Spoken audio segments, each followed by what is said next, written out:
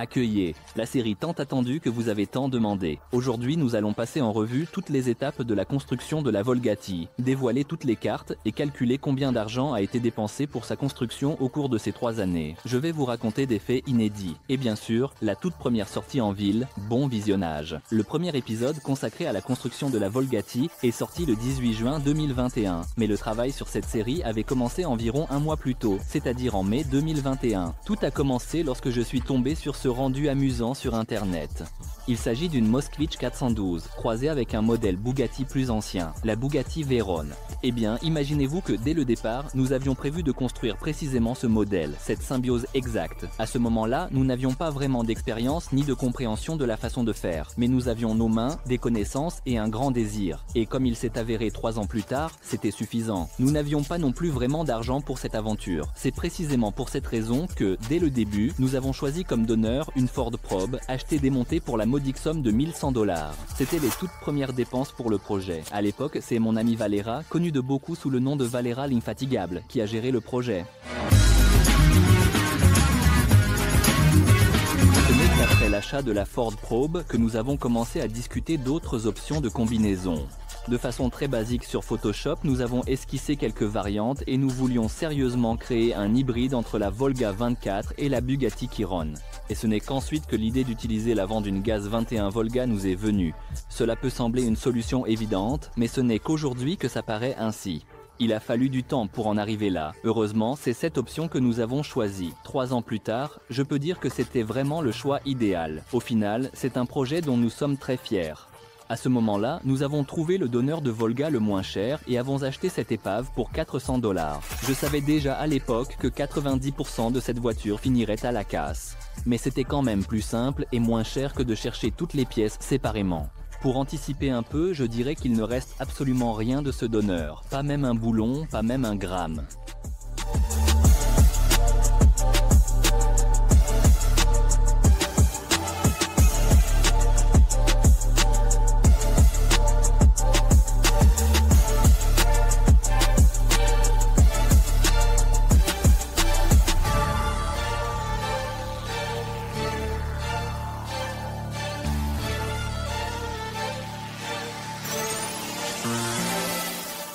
Il semblait que tout était clair avec le design, mais en réalité, même à ce moment-là, nous n'avions pas encore pris de décision définitive et nous avions 2 options.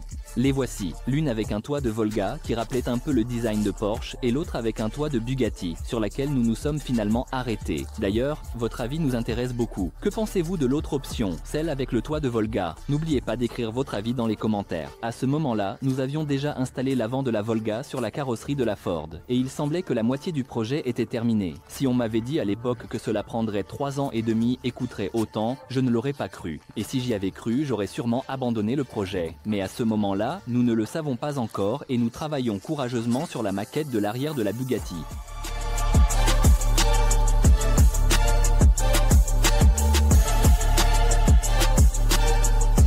Et aussi absurde que cela puisse paraître, la Bugatti a été l'achat le moins cher de tout le projet. Je parle ici du fichier qui nous a coûté $25. Ensuite, il y a eu un très long travail de fraisage du pénoplex. À ce moment-là, nous travaillions sur le projet depuis 2 mois, et pendant ce temps, les dépenses pour la location de l'atelier et le paiement des heures de travail s'élevaient à $4600.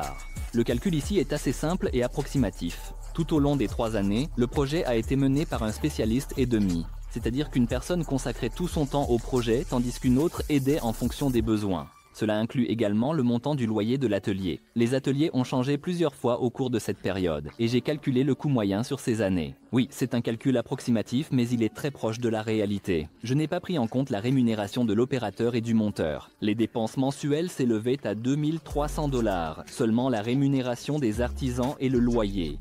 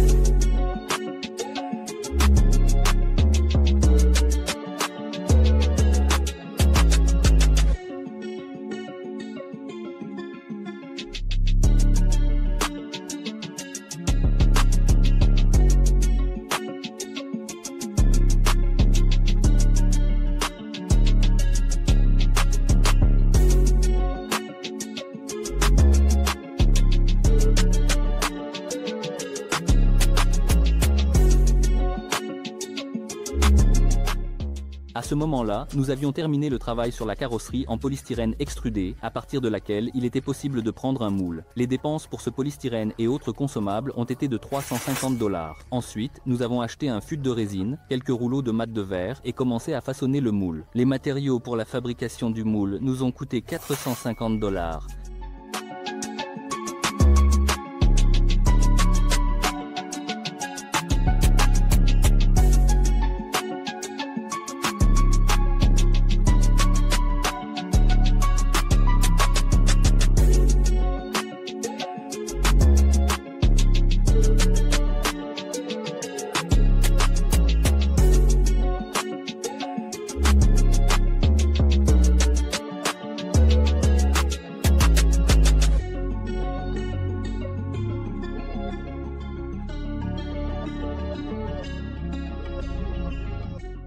Et à la fin de ces travaux, nous réglons une nouvelle facture de 4 600 $ pour 2 mois de travail et de location, puis nous commençons à fabriquer directement la carrosserie elle-même. Pour cela, il faudra à peu près autant de résine et de mat de verre, ce qui équivaut à encore 450 $. Mais au final, nous avons une moitié de Bugatti que nous transportons dans un autre atelier. À ce moment-là, nous commencions déjà à nous rendre compte que le donneur, à savoir la Ford Attraction avant, ne nous convenait pas tout à fait. C'est alors que nous avons pris la décision ferme que ce serait un projet sérieux que nous mènerions à terme avec une exécution parfaite. Il a donc été décidé d'utiliser l'ancien donneur simplement comme support pour nos panneaux de carrosserie, tout en cherchant parallèlement un candidat digne pour servir de nouveau donneur, sans s'occuper du tout de la Ford sur le plan technique. C'est exactement ce qui a été fait au final. Ensuite, il y a eu de longs mois de fabrication, d'invention et de perfectionnement des panneaux de carrosserie.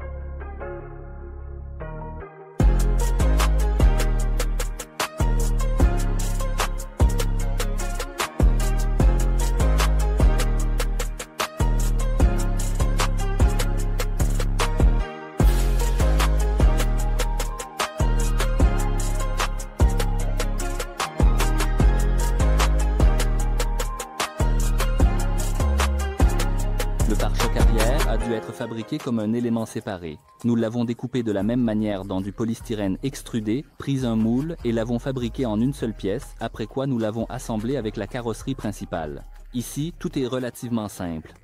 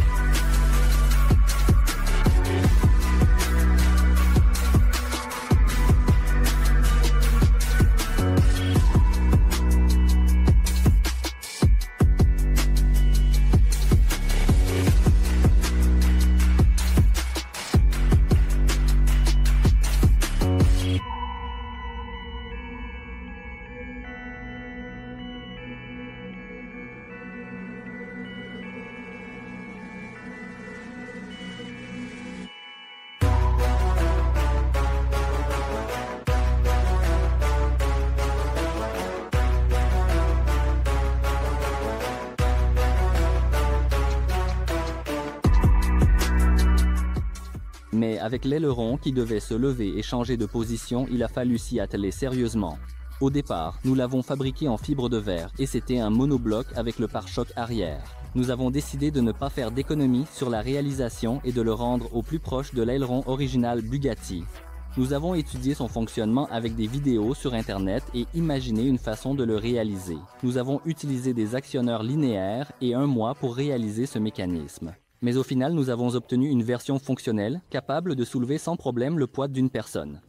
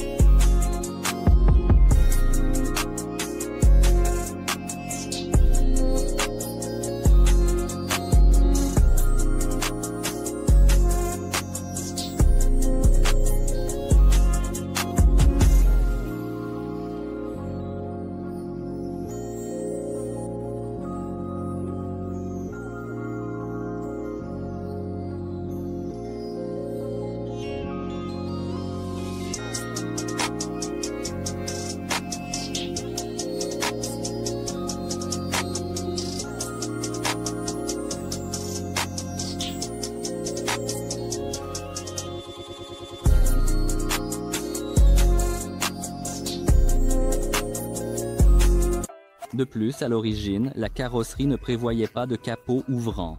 Là, nous avons décidé de ne pas faire d'économie et réaliser une finition aussi professionnelle que possible, avec des joints en caoutchouc, des canaux de drainage, des charnières sophistiquées et des serrures. Nous n'avons pas constaté de dépenses particulières pour les pièces détachées, seulement 350 $ pour actionneurs et charnières. En revanche, il a fallu payer 13 800 $ pour 6 mois de travail et de location. En plus, 350 $ pour les matériaux de peinture, les apprêts, les mastiques, etc.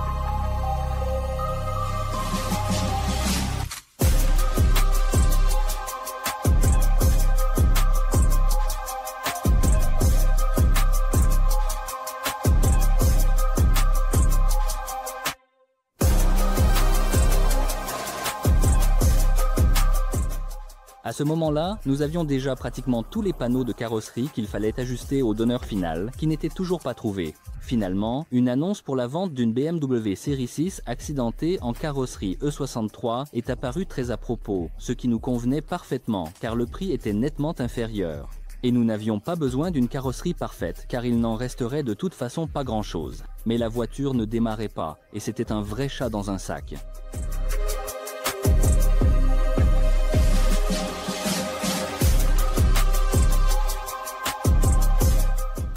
Nous avons payé 3 500 $ pour la voiture, mais il a fallu payer un supplément pour ce chat dans un sac. Le moteur était à remplacer, les travaux sur le marbre, un mois de travail, tout cela nous a coûté 3 800 $. On a eu un donneur correct, mais on n'a pas fait d'économie. Après avoir restauré et assemblé la voiture, l'étape suivante consiste à commencer à la démonter. Sans hésiter, nous scions, coupons, retirons tout ce qui est superflu, soudons certains éléments et ajustons finalement les panneaux déjà prêts, du moins c'est ce que nous pensions.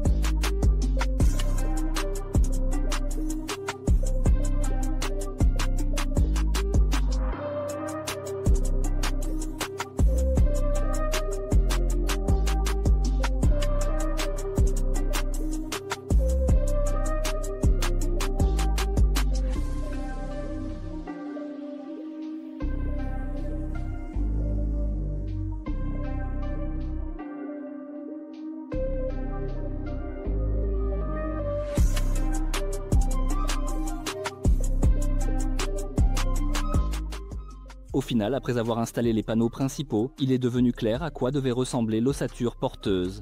C'est Sania qui s'est chargée de sa fabrication. Ici, nous avons utilisé un tube laminé à froid pour lequel nous avons payé 150 $.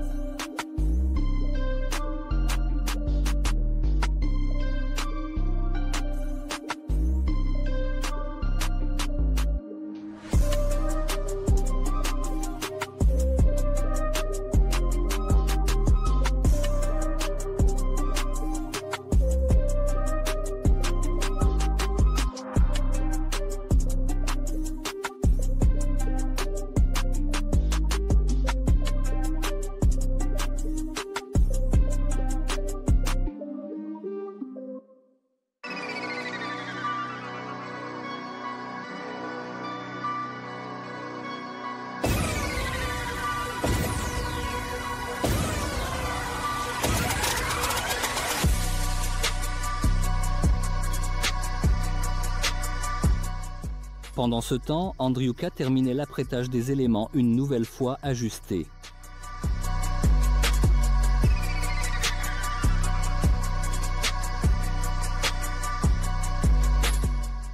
Ensuite, nous appliquons l'apprêt sur l'arceau de sécurité et procédons à une sorte de montage à blanc afin d'essayer et d'ajuster les pièces chromées que nous avons trouvées en vente pour la modique somme de 400 $. Oui, c'est vraiment un prix modeste, car des pièces similaires en parfait état coûtent 10 fois plus cher. Mais leur restauration nous coûtera à peu près autant, mais à ce moment-là, je ne m'en doutais pas encore. À ce stade, 3 mois supplémentaires s'étaient écoulés et nous recevions une nouvelle facture de 6 900 $.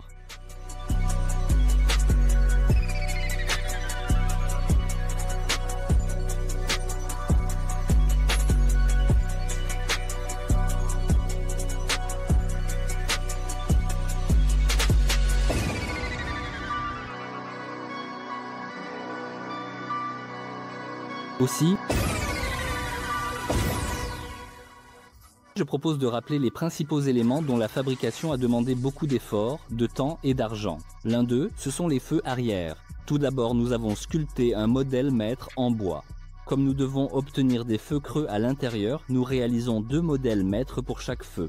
Au final, 4 pièces ont été fabriquées, qu'Andrei a fini et ajusté pendant de très nombreux jours.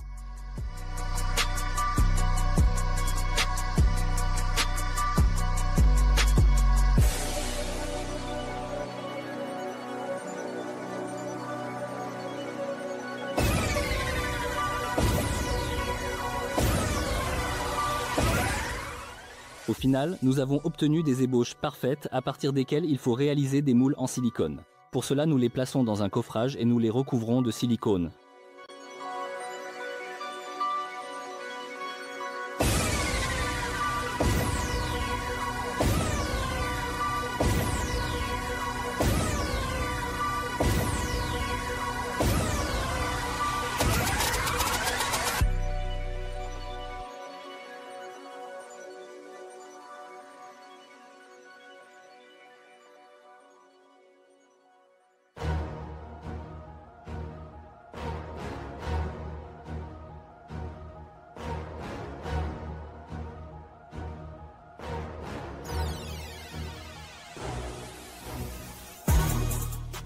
Mais là encore, ce n'est pas si simple. Au final, nous avons dû créer tout un système de matrices afin de fabriquer d'autres matrices, mais cette fois en silicone, et seulement ensuite assembler la bonne combinaison et couler un moule comme celui-ci. Mais ce n'est pas tout.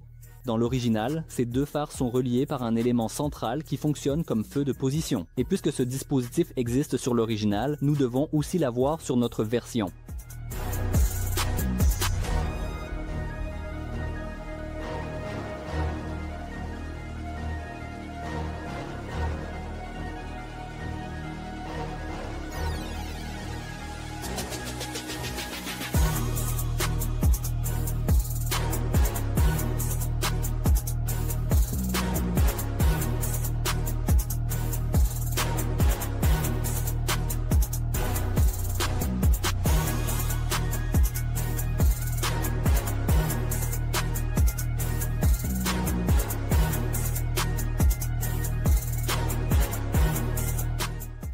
Ici, la procédure est presque la même. D'abord, un modèle maître en bois, puis une matrice, du carbone, une semaine d'Andriuka et nous obtenons ce résultat. Matériaux nécessaires, $340, incluant silicone, matériaux de moulage, matrice, carbone.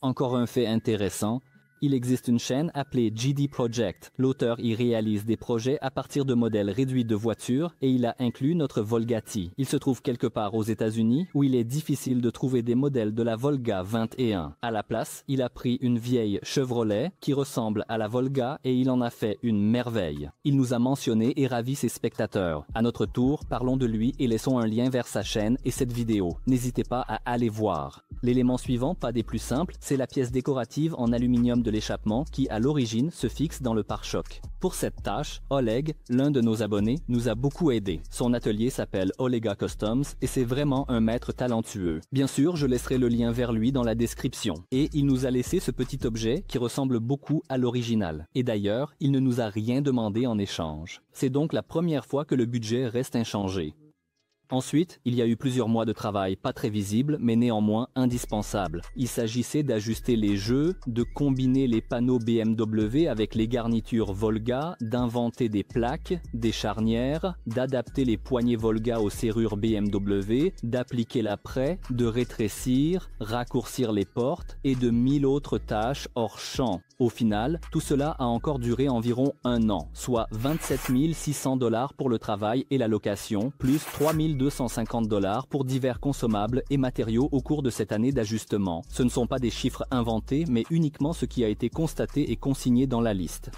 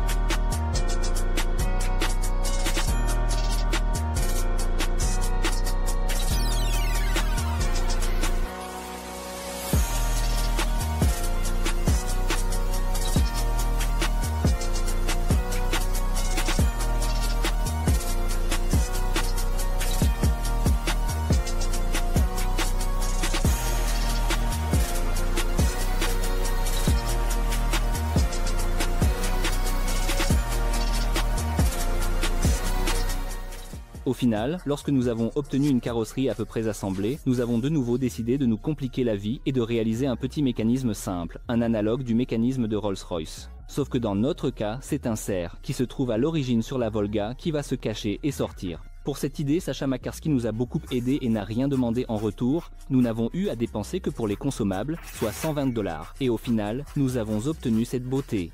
Nous avons également installé un capteur tactile et notre cerf, en mode stationnement, réagit au toucher et se cache immédiatement. C'est une sorte de système anti-vandalisme. Et voilà, il semblerait que la voiture soit presque prête. Il ne reste plus qu'à régler les petits détails et à la peindre. En fait, c'est bien le cas. Mais pour faire cela comme il se doit, il faudra encore y consacrer une année. Sur quoi peut-on passer une année ici, me demanderez-vous?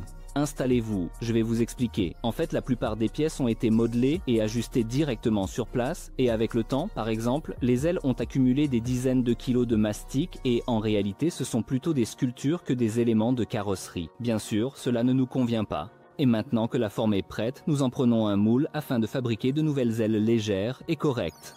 Ici, c'est le même procédé. On applique un apprêt, puis un agent de démoulage, de la fibre de verre, et après quelques jours, on retire les nouveaux moules prêts à l'emploi.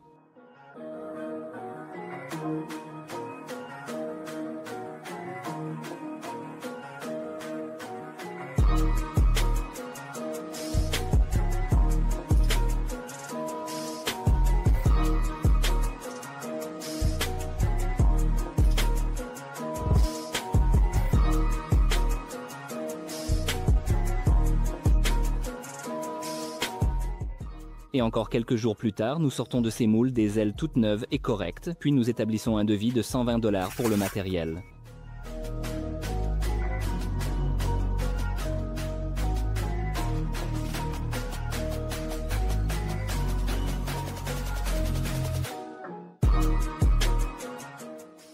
Et nous avons encore un autre assemblage préliminaire et un essayage. Tout cela pour un nouveau vitrage, fabriqué sur commande à 1000 km de chez nous.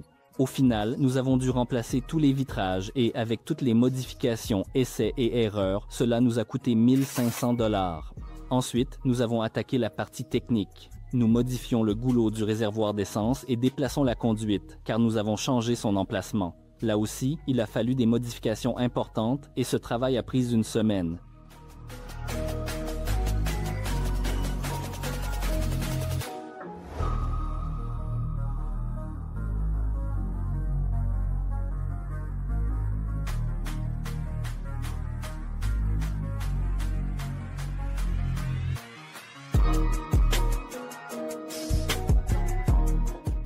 La semaine suivante, Sania s'est occupée du système de refroidissement, car il a été décidé de déplacer le radiateur de sous le capot, où il se trouvait d'origine sur la BMW, vers l'arrière, là où les radiateurs sont placés sur la Bugatti. Ce n'est pas la tâche la plus simple. De nombreuses solutions sur mesure, la soudure de l'aluminium, une nouvelle conduite, des boîtiers faits maison, des ventilateurs supplémentaires et au final encore 2 semaines de travail. Au total, avec le goulot de remplissage, les matériaux et les pièces ont coûté 600 $. Nous découpons nous-mêmes les grilles dans du plastique et obtenons ce résultat intermédiaire. Une fois que toutes les conduites ont été conçues et installées, nous terminons les panneaux de carrosserie manquants, les fixations, les supports et les plateformes.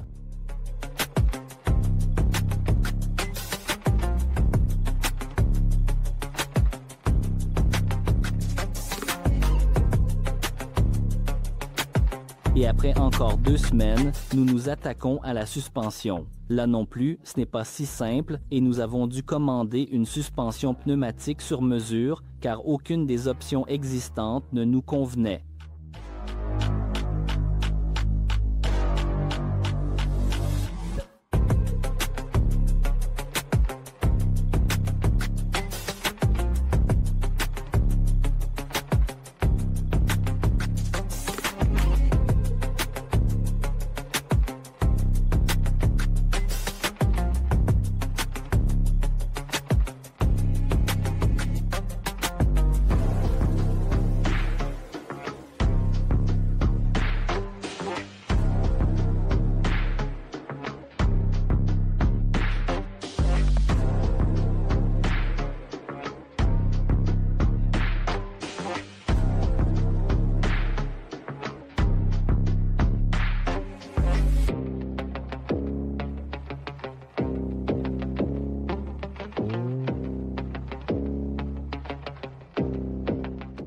L'installation elle-même n'a pas pris beaucoup de temps, car les gars de l'atelier Napnevm ont tout fait parfaitement. Un gros like pour leur travail.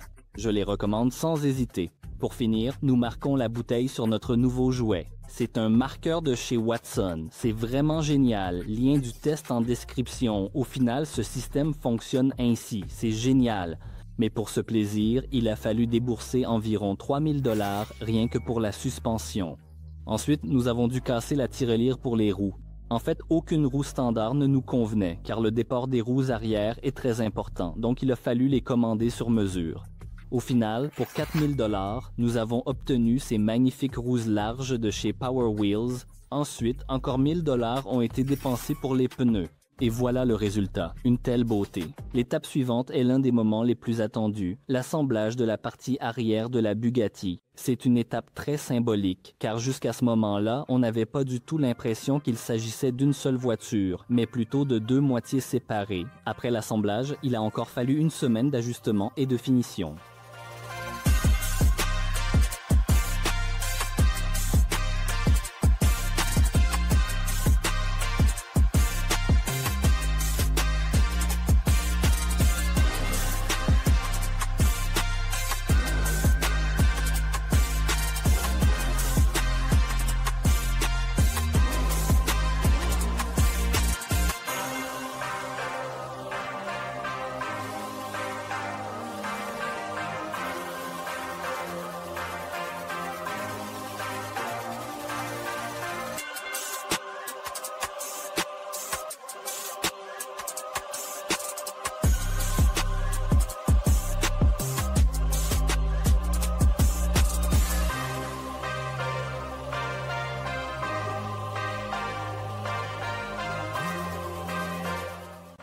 Bien sûr, pour tous ces travaux, des matériaux, des consommables et des équipements ont été achetés. C'est très difficile à calculer et à prendre en compte. Les chiffres que je mentionne ont été enregistrés dans le suivi des dépenses. Mais combien n'a pas été pris en compte en 3 ans et demi, il est même difficile de l'imaginer. À l'étape suivante, nous avons commencé à ajuster les pièces chromées, car tous ces éléments n'étaient pas parfaitement ajustés dès l'usine et des décennies d'utilisation avaient également laissé des traces.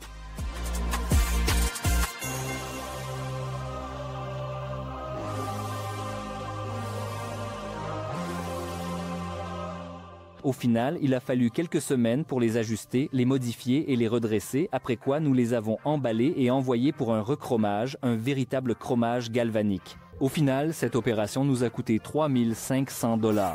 Oui, uniquement pour le rechromage des pièces, sans compter leur prix d'achat. Mais pour être honnête, cela en valait la peine. La qualité obtenue était vraiment irréprochable. J'ai déjà appris qu'il était possible d'acheter des pièces restaurées prêtes à l'emploi et que leur prix aurait été inférieur au coût de la restauration et du rechromage. Mais il a fallu payer pour acquérir cette expérience.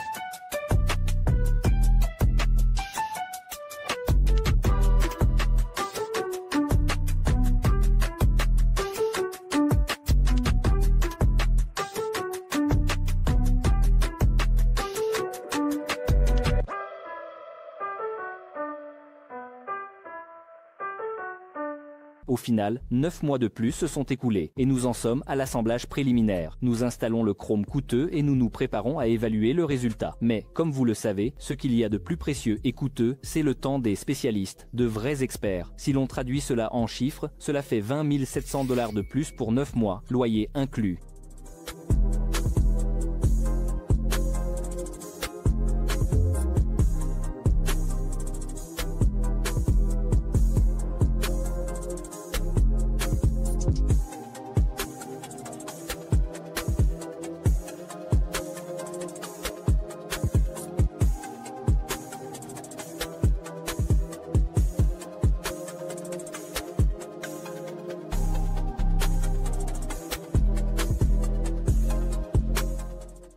Et nous avons obtenu cette beauté qu'il ne restait plus qu'à peindre, pensions-nous.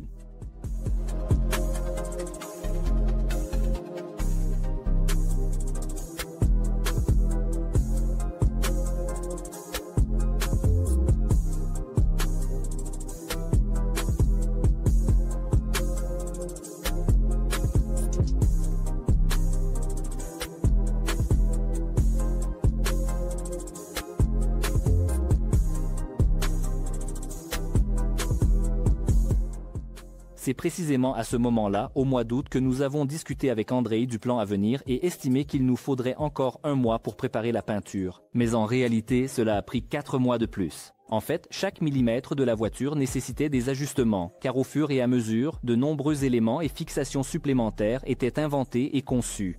Tous les jeux étaient ajustés à la même taille, les joints étaient sélectionnés, les grilles d'aération ont été refaites des dizaines de fois jusqu'à ce qu'on parvienne à les ajuster parfaitement et il y avait encore de nombreux autres éléments dont on ne se souvient même plus.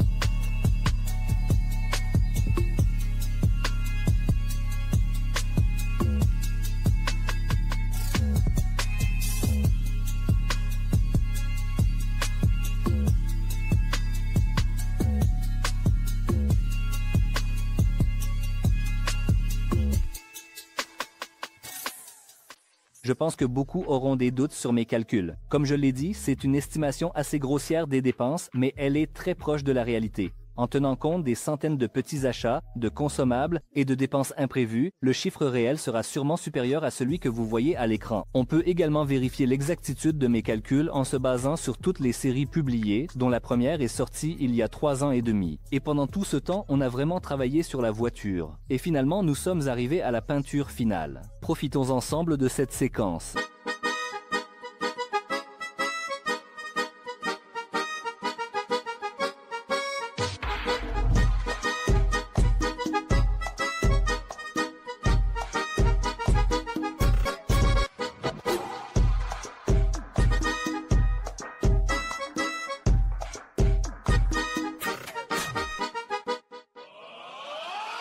Oh là!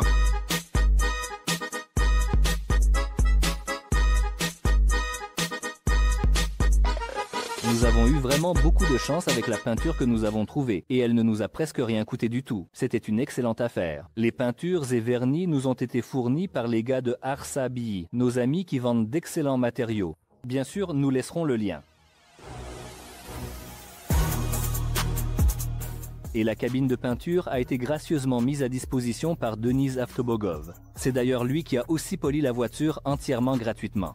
Nous laisserons également son Instagram, mais au cours des 4 derniers mois, il y a eu de nombreuses dépenses annexes, qui sont notées dans le carnet sous la forme du chiffre 720 $. En revanche, le paiement des spécialistes et de la location nous a coûté 9 200 $ pour 4 mois. Et cette longue histoire de dépenses, c'est terminé. C'est ce que je pensais.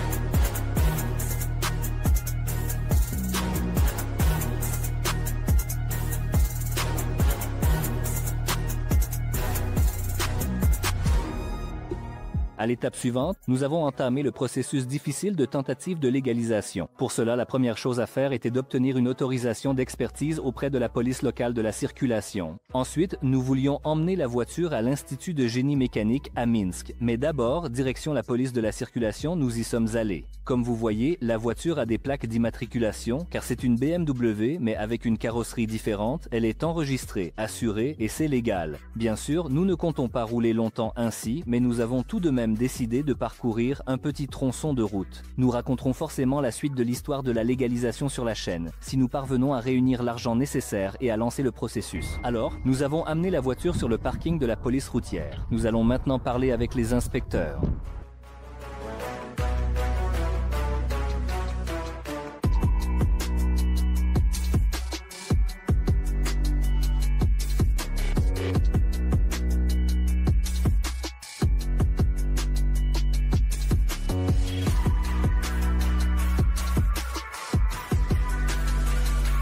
Attention, veuillez faire attention. La moitié de la course s'est déjà dispersée dans différentes directions.